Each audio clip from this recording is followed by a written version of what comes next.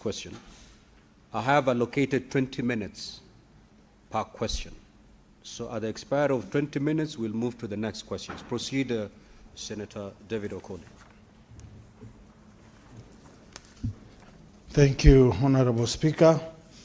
On behalf of the Senator for Kisumu, Professor Tom Ojienda, I would like to ask the Cabinet Secretary for the National Treasury and Economic Planning, question number 1. Karibu sana Waziri. A, could the Cabinet Secretary provide an update on the implementation status of all ongoing economic and social programs aimed at reducing poverty and alleviating household economic hardship?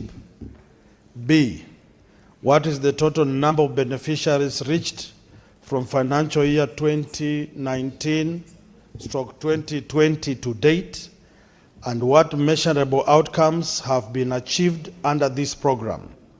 C, could the Cabinet Secretary indicate the regions or counties experiencing the highest levels of poverty and the specific measures being undertaken to address these disparities?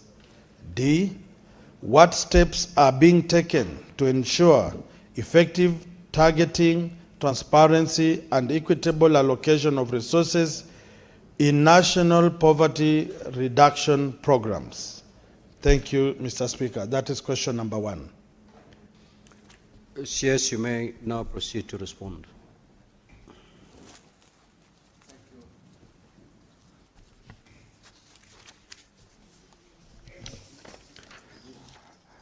Thank you, Mr. Speaker and honorable members.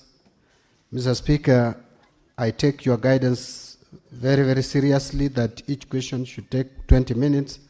However, this first question is too long. The second one, I think I will deal with in that 20 minutes, but the first one seems to be too long. I'm trying to look for a strategy on how to handle it within the 20 minutes. But let me... Honorable CS, you've provided a very detailed written response. Yes. So you need not... okay, to read word for word. Absolutely. Thank you, Mr. Speaker. Then I'll devise a strategy to try to summarize. Now, Honorable Speaker, I am here to address question number 001 by Senator for Kisumu, Professor Tom Ojienda, on the status of national poverty reduction programs and resources allocation in the country.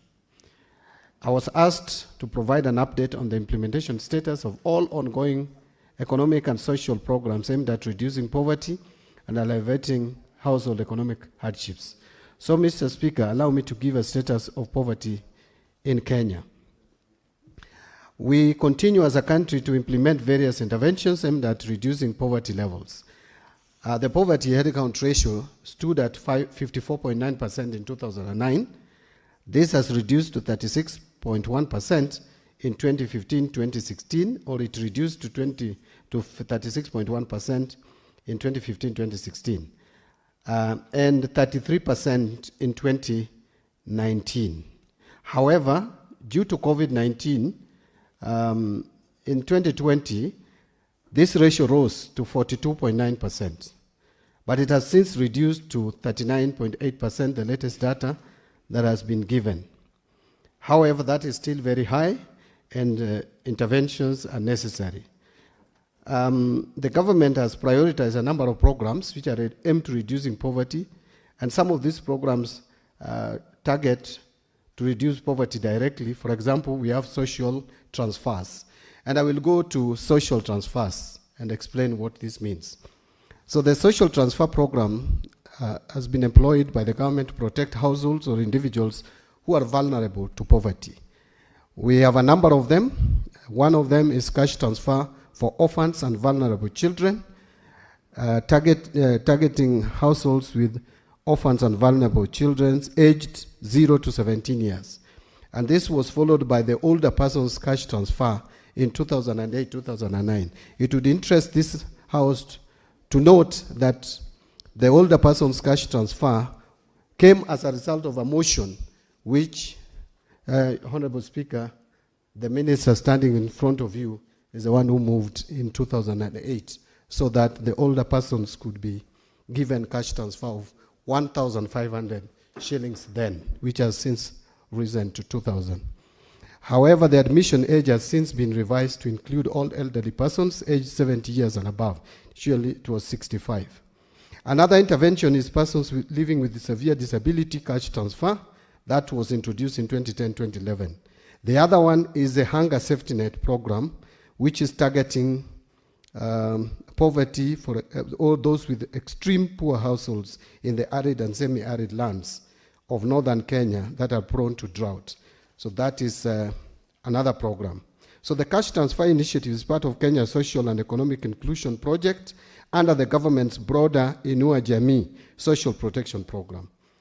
All those programs that I've mentioned provide 2,000 per month, payable by monthly to the beneficiaries, while the Hunger Safety Net program started at 2,300 per month, but is currently at 2,700 per month.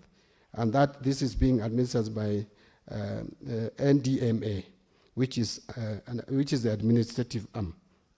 Mr. Speaker and honorable members, the government also implements the nutrition improvement through cash and health education, targeting vulnerable households already enrolled in one of the 4 above cash transfer programs. So this one, which we call Nishe, is being implemented in Kitui, West Pokot, Turkana, Marsabit, Kilifi, Garissa, Isiolo, Samburu, Tana River, Wajir, and Mandera.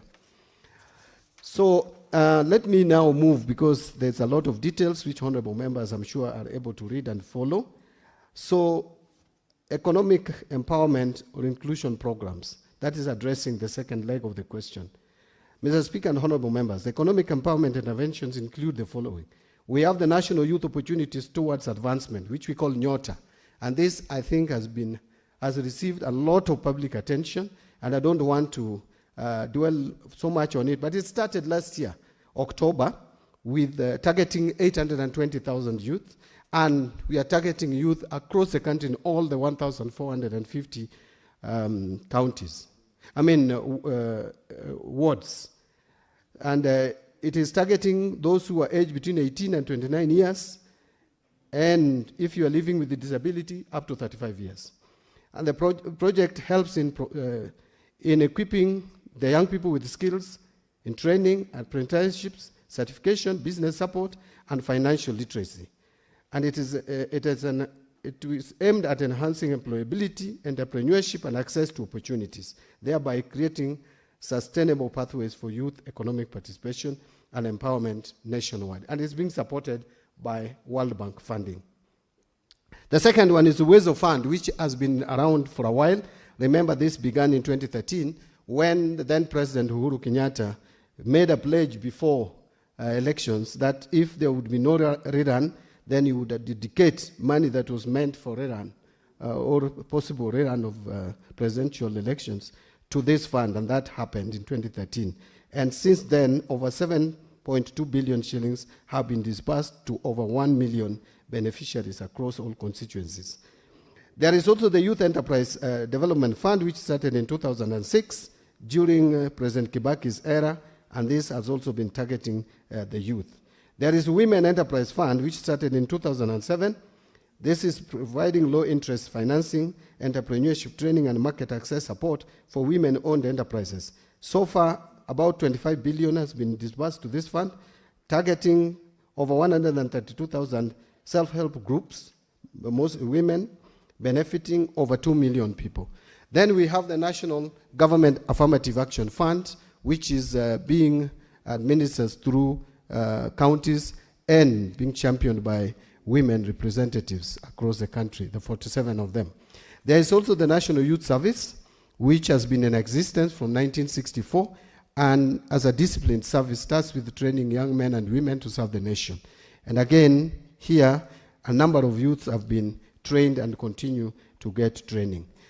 Now, I want to talk about food security as a way of dealing with poverty, because without food, the first indicator of poverty is when Kenyans